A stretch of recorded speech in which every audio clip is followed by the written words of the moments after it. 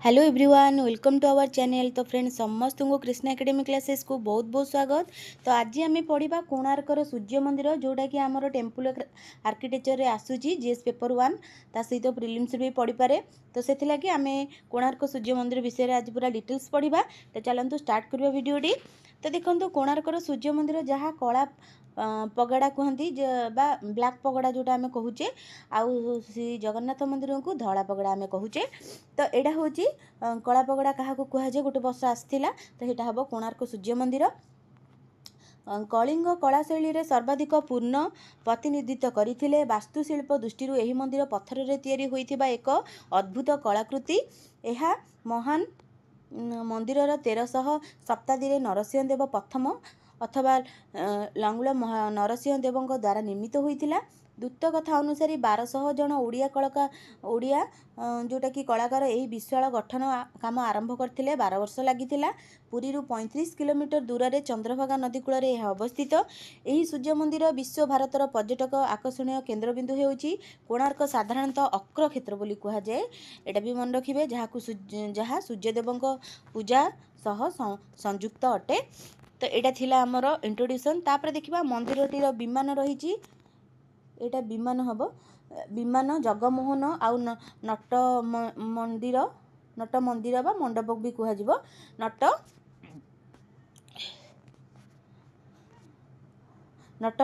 मंडप थिला। यह मध्यरु विमान वर्तमान अनुपस्थित, कारण मंदिरर शीर्ष अंशरू पत्थर खसी पड़ा। वर्तमान अवस्थित जगमोहन मुख्यशाला जोटा कहुब एक पिरामिड आकार छादी विशिष्ट। यह एक उच्च बेदी परी ऊपर अवस्थित।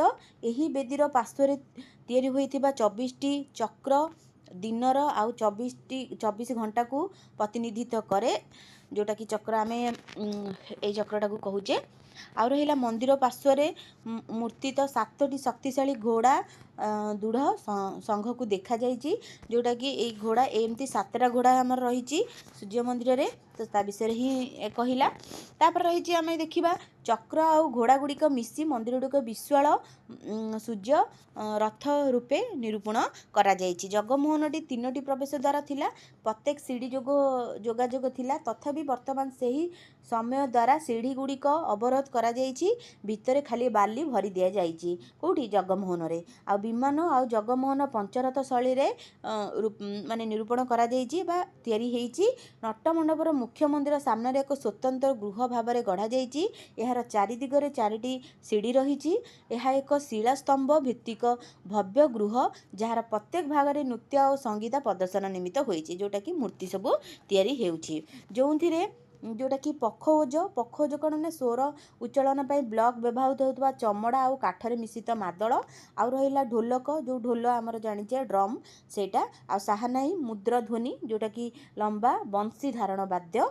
आउ करताल माने तार जोग होइतिबा धातु खंजा जाइछि।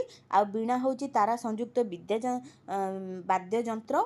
आ बंशी तो बाउंस रे तैयारी। एगुड़ा सब रही कोठी आमर शिलाकृति रे सब गुड़ाक एगुड़ा सब नृत्य आउ संगीत सब भाव में तैयारी होइकी रही।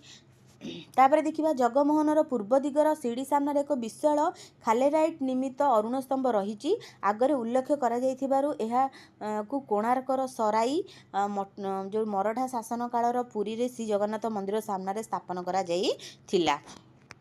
ठीक अच्छे। तापर आसिला सूर्य देवता मूर्ति दिव्यमान थिबा मुख्य मंदिर रे 230 फुट उच्च थिला, जहाँ समग्र भारतर सबुठारु बड़, किंतु वर्तमान यह ध्वंस विशेष अटे। मंदिर परिसर आयतन 877 फुट इंटू 540 फुट। एते बड़ पत्थर फाड़ ऊपर केमिति उठा जाइछि ताहा एक आश्चर्यजनक कथा।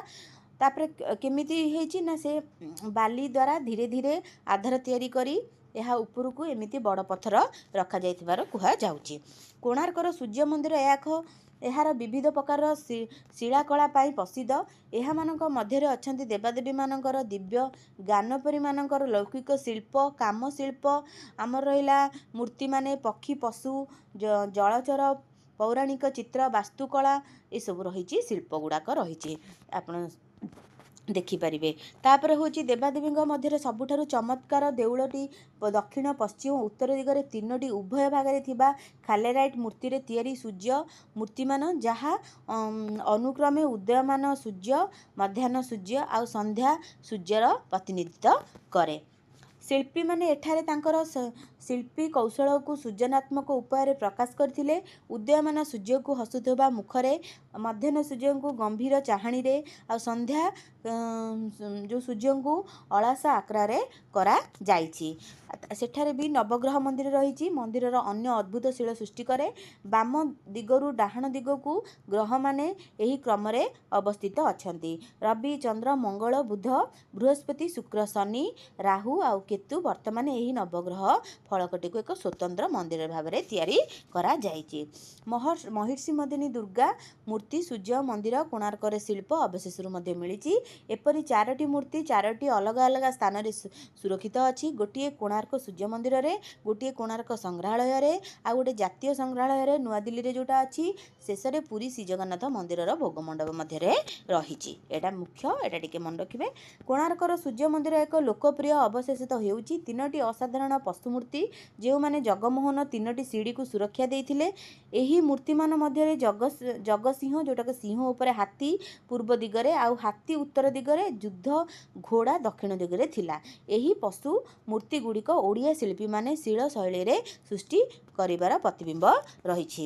କୋଣାର୍କର ସୂର୍ଯ୍ୟ ମନ୍ଦିରର ଶିଳା କୌଶଳ ଏକ ଉଦାହରଣ। ଏଠାରେ ଅନେକ ପ୍ରକାର ଶିଳ୍ପର ଅଲୋକିତ ଦ୍ୱାରମାନ, ରାଜଚମ୍ବନ, ଯୁଦ୍ଧ ମାନଙ୍କର ସ୍ୱାଗତ କରାଯାଉଥିବା ରାଜାଙ୍କର ଝାଙ୍କ, ବିଭିନ୍ନ ସଙ୍ଗୀତ ବାଦ୍ୟଯନ୍ତ୍ର, ଏ ବିଷୟରେ ଆମେ ସବୁ ପଢ଼ିଲେ।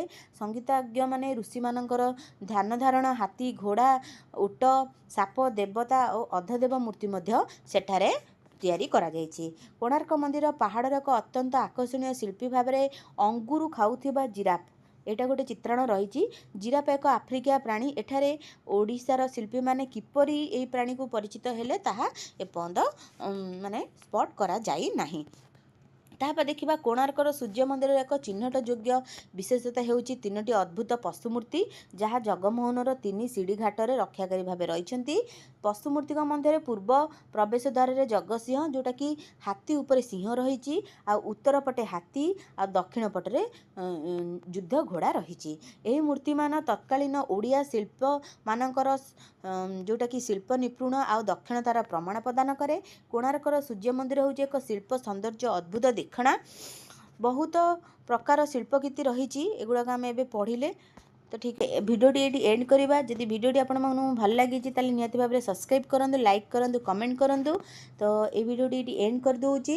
ନେକ୍ସଟ ଭିଡ଼ିଓରେ ଆମେ, ଏଇଟା ତ ଆମର ଟେମ୍ପଲ୍ ଆର୍କିଟେକ୍ଚର ପୁରା ଏଣ୍ଡ ହେଇଗଲା। ଯଦି ଆଗକୁ ମୁଁ ଦେଖିବି ଯେ ଆଉ କୌଣସି ଟେମ୍ପଲ୍ ଇମ୍ପୋର୍ଟାଣ୍ଟ ରହିଛି ଓଡ଼ିଶାର, ତାହେଲେ ମୁଁ ନିହାତି ଭାବରେ ସେ ମନ୍ଦିର ବିଷୟରେ କିଛି ଆଣିବାକୁ ଚେଷ୍ଟା କରିବି।